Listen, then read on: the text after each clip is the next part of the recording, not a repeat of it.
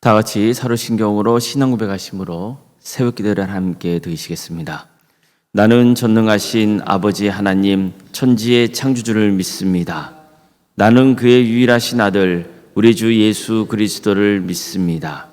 그는 성령으로 잉태되어 동정녀 마리아에게서 나시고 본디오 빌라도에게 고난을 받아 십자가에 못 박혀 죽으시고 장사된 지 사흘 만에 죽은 자 가운데서 다시 살아나셨으며 하늘에 오르시어 전능하신 아버지 하나님 우편에 앉아 계시다가 거기로부터 살아있는 자와 죽은 자를 심판하러 오십니다.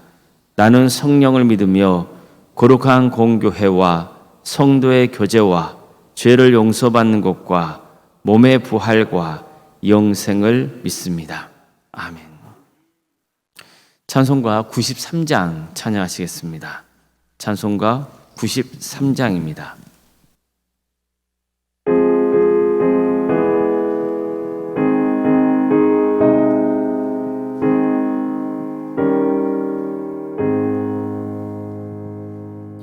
예수는 나의 힘이요 내 생명 되시니 구주 예수 따라 살면 죄중에 빠지리 눈물이 앞을 가리고 내 맘에 근심 쌓일 때 위로하고 힘주시니 주 예수는 나의 힘이요 내 친구 되시니 그네를 강구하며 풍성히 하늘이 햇빛과 비를 주시니 주수할 곡식 많도다 귀한 열매 주시는 주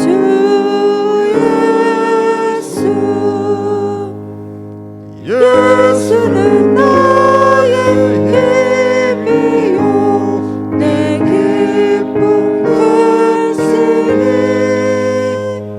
그 명령을 주례하여 늘 충성하겠네 주야로 보호하시며 바른 길 가게 하시니 의지하고 따라가니 주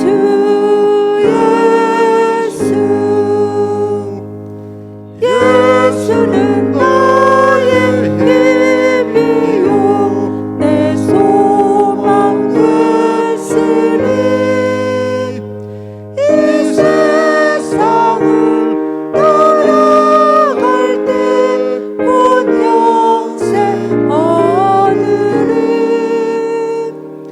한없는 복 주시고 영원한 기쁨 주시니 나의 생명 나의 기쁨 주 예수. 하나님 말씀 함께 보겠습니다. 출애굽기 28장 1절에서 5절까지 말씀입니다. 출애굽기 28장 1절에서 5절 말씀입니다.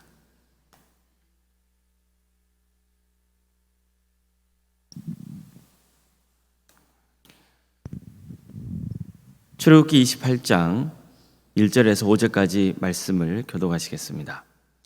너는 이스라엘 자손 중 내 형 아론과 그의 아들들 곧 아론과 아론의 아들들 나답과 아비후와 엘르아살과 이다말을 그와 함께 내게로 나아오게 하여 나를 섬기는 제사장 직분을 행하게 하되 내 형 아론을 위하여 거룩한 옷을 지어 영화롭고 아름답게 할지니 너는 무릇 마음에 지혜 있는 모든 자 곧 내가 지혜로운 영으로 채운 자들에게 말하여 아론의 옷을 지어 그를 거룩하게 하여 내게 제사장 직분을 행하게 하라.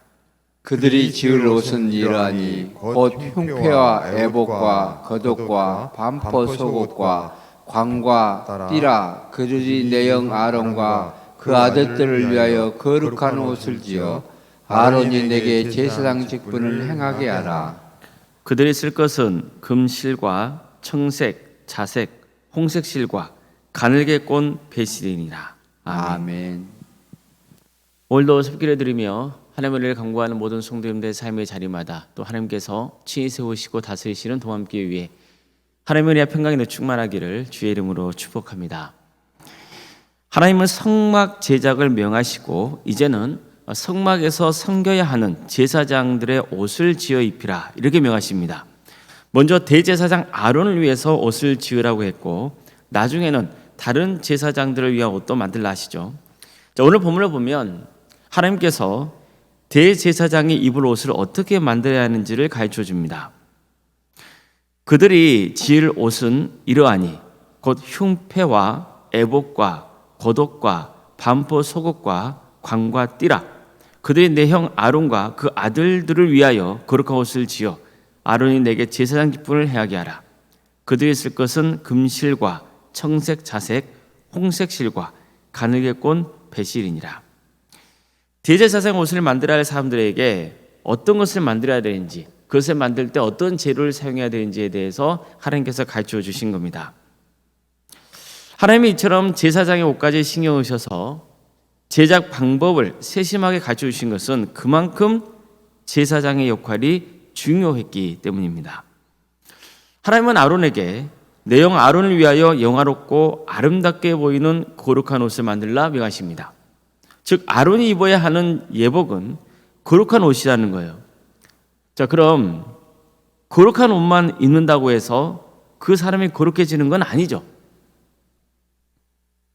하나님이 아론을 위해서 거룩한 옷을 지어 입히라고 하신 것은 아론도 역시 거룩해야 한다는 뜻입니다.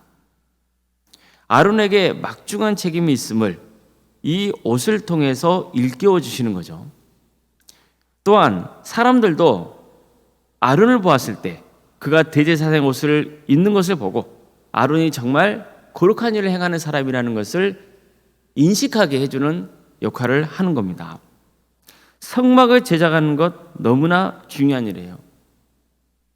사람들은 그 성막을 바라보면서 하나님께서 거하시는 거룩한 곳이라고 하는 그 의식을 갖고 있어야 되죠.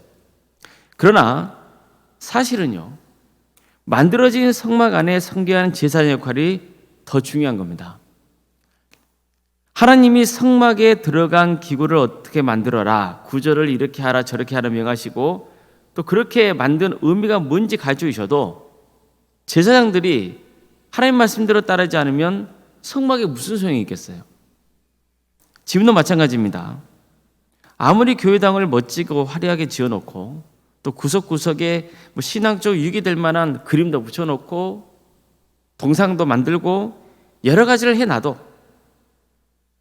우리가 주님을 바르게 섬기지 않는다면 이런 게 다 무슨 소용이 있겠어요? 그래서 결국은 하나님을 잘 믿고 섬겨야 하는 그 사람이 중요한 거죠. 우리가 제사장 옷에 대해서 말씀을 나눌 때도 이 점을 간과해서는 안 되는 겁니다.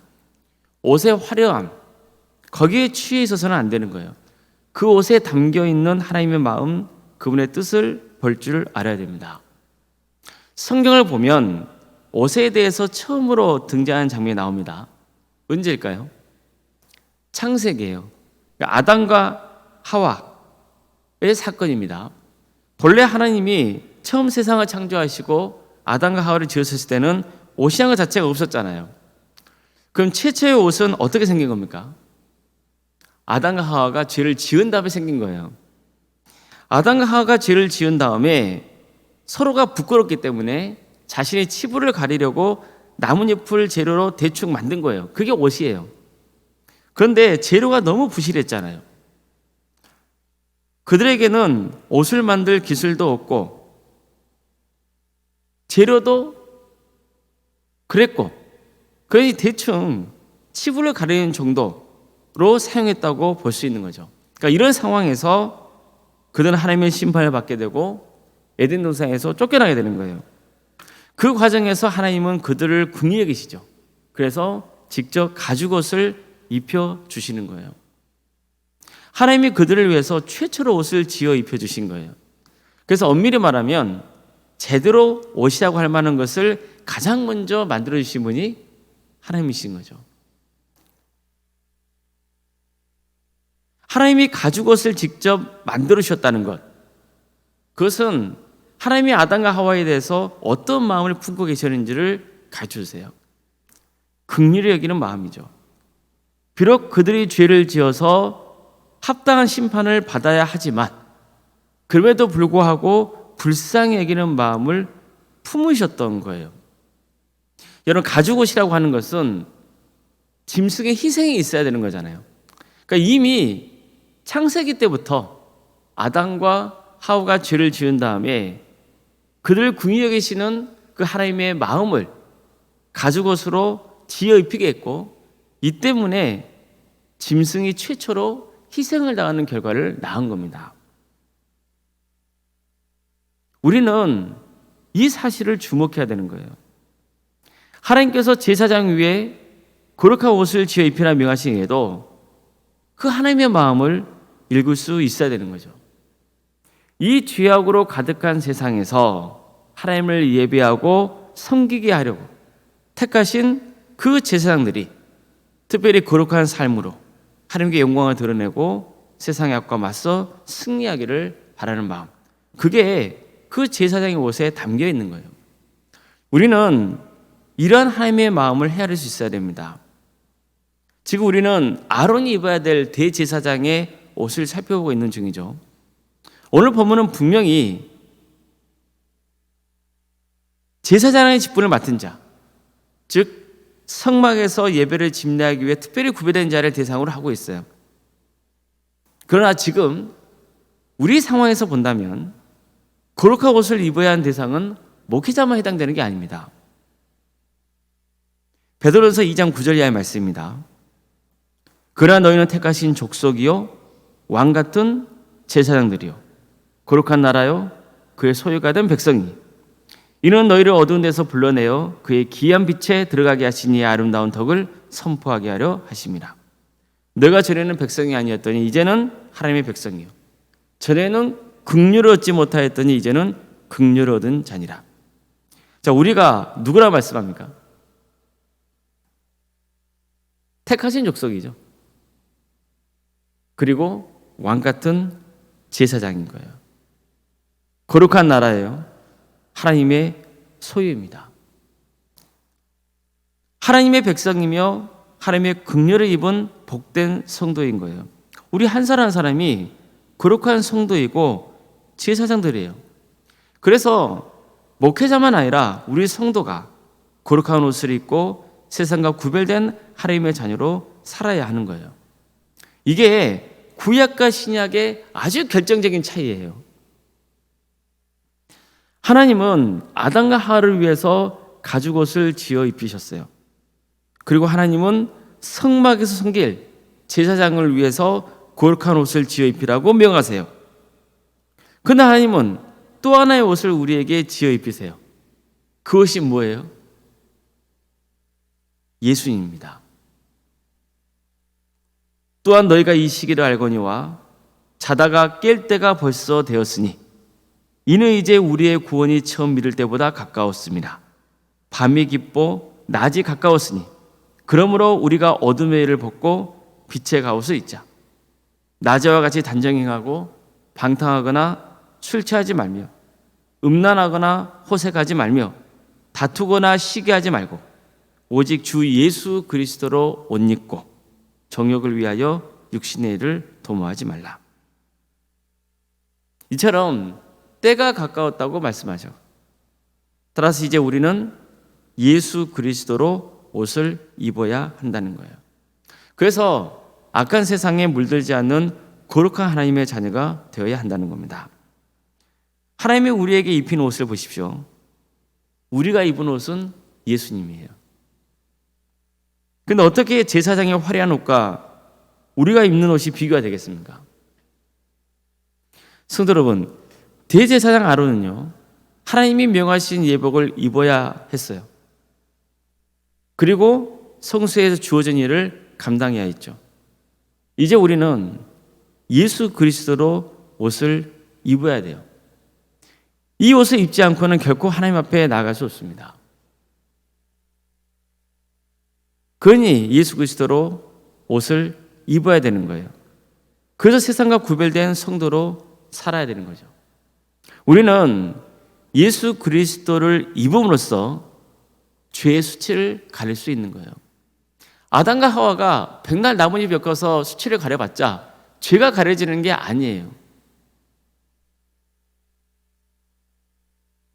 예수 그리스도로 옷을 입어야 죄의 수치를 가릴 수 있어요. 하나님의 용서를 받고 그분 앞에 나아갈 수 있어요. 그래서 예수 그리스도를 믿으면 하나님께서 우리의 죄를 어떻게 해준다 그래요? 덮어주신다 그러잖아요. 가려주신다. 우리가 정말 모두가 왕 같은 제사장인 것을 알고 예수 그리스도로 옷 입어 거룩한 주님의 자녀로 살고 구원의 완성을 이루는 복된 인생이 되시기를 주님의 이름으로 축복합니다. 기도하겠습니다. 사랑의 하나님, 오늘도 우리에게 새로운 하루를 해주시고 또 하나님의 은혜 속에 살아갈 수 있도록 인도해 주셔서 감사드립니다.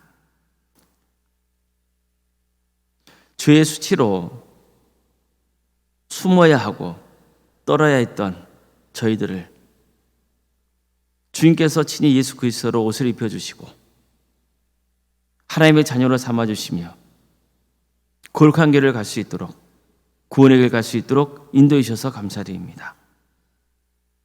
우리 한 사람 한 사람이 하나님께 택하신 족속이요 그리고 거룩한 주님의 자녀이며 왕같은 제사장인 것을 깨닫게 해주시고 예수 그리스도로 옷 입고 구원의 길을 가게 하여 주시옵소서.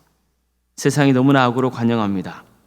조금만 우리가 방심하면 우리는 그 죄의 늪에 빠집니다. 주님, 우리를 죄악으로부터 지켜주시옵소서. 하나님의 자녀답게 거룩한 인생의 길을 갈 수 있도록 주님 함께하여 주시옵소서. 도함교를 세워주시고 지금까지 지켜주신 은혜 감사를 드립니다. 주님, 이 교회가 정말 하나님께 기쁨을 드리는 거룩한 교회가 되기를 소망하오니 도와주시고 함께하여 주시옵소서. 우리 마음 중심이 오직 하나님께로 향할 수 있도록 인도하여 주시고 우리 성도 한 사람 한 사람이 예수 그리스도로 옷 입고 담대하게 하나님 앞에 나아갈 수 있도록 친히 역사하여 주시옵소서. 한산대회 없이 모두가 구원의 길을 갈 수 있도록 도와주시옵소서. 많은 영혼들이 이 교회를 통해서 구원받는 귀한 역사가 있게 하여 주시옵소서. 주님, 우리 도함교회에 동역자들이 많이 필요합니다. 주님, 보내주시옵소서. 하나님의 선하신 역사를 위해서 헌신하고자 하오니 우리 성도들의 신앙을 견고케 하여 주시고 자라게 하여 주시옵소서. 성숙하게 하여 주시옵소서. 어려움 처해 있는 우리 성도들이 있습니다. 유체된 질병 가운데 고통받고 있는 성도들, 그들 주께서 지켜주시고 도와주시고 함께하여 주시옵소서. 병원에서 입원 치료를 받고 있는 성도들도 있사오니 속히 회복되어서 예배 자리에 나올 수 있도록 인도하여 주시고 수술을 앞두고 있는 가정이 있습니다. 주님 도와주시고 함께하여 주셔서 은혜 중에 잘 마칠 수 있도록 주께서 친히 함께하여 주시옵소서.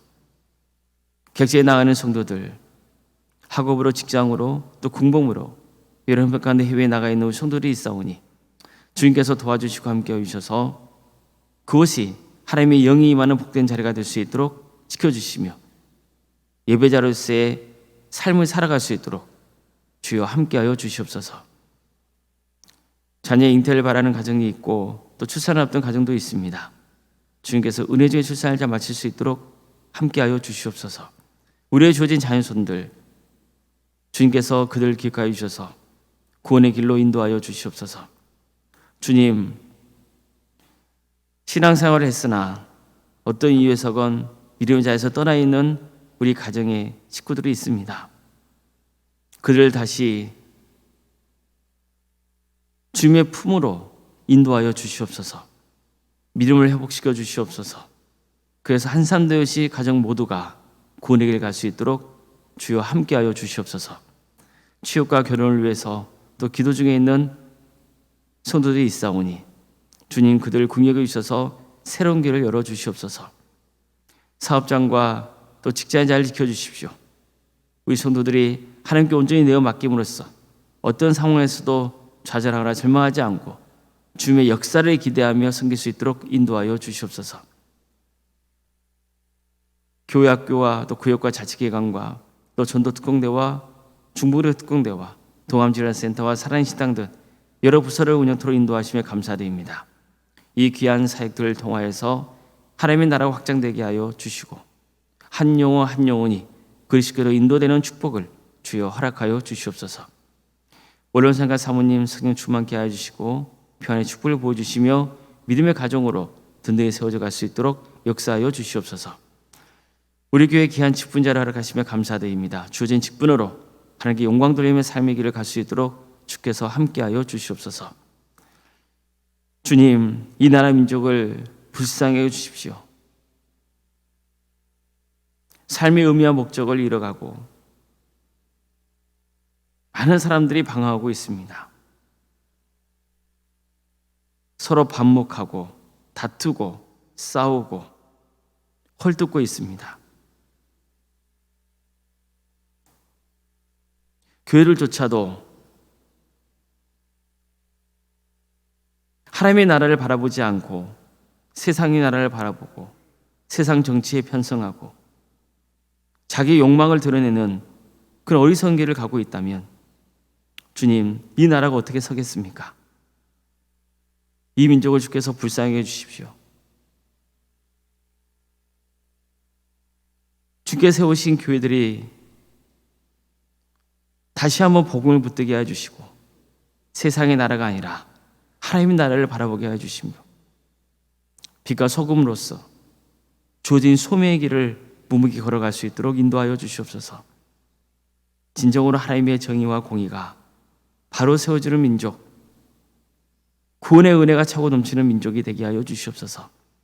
때가 되면 땅과 북이 하나 되게 해주시고 이 민족을 통하여서 주님께서 명하신 선교의 역사를 땅끝까지 이루어 펼쳐갈 수 있도록 친히 함께하여 주시옵소서.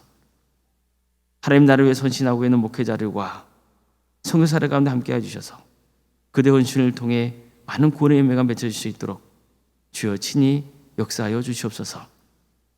사랑의 주님, 우리의 어리석음을 용서하여 주시고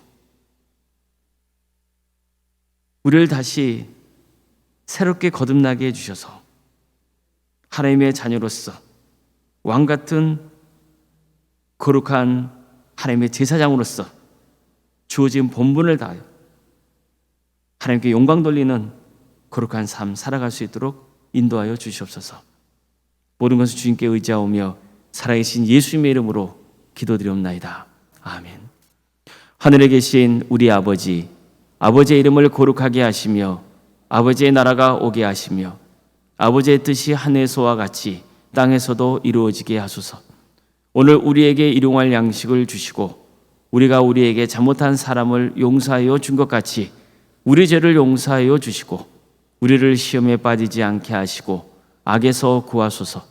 나라와 권능과 영광이 영원히 아버지의 것입니다. 아멘.